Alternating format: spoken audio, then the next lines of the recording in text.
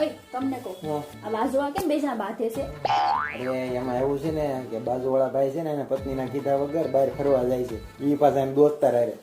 ઈ મને એમ લાગે છે કે ભાભી છે ને ખબર પડી ગઈ છે એટલે એને હવે બાંધે છે.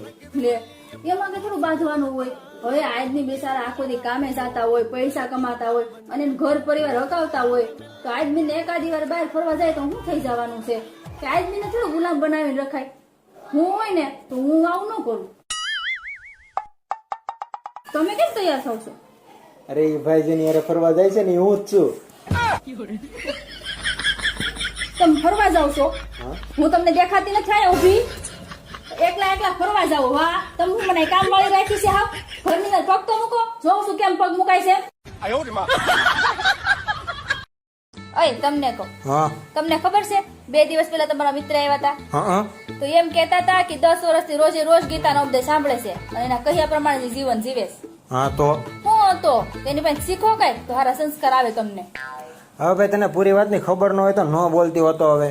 હા બસ, સારી શિખામણ તો દેવાય નહીં, તરત ખોટું લાગી જાય પાછું. હવે ખોટું લાગવાની વાત છે નહીં, તને નથી ખબર આખી વાતની કાંઈ. હું વાત નથી ખબર મને.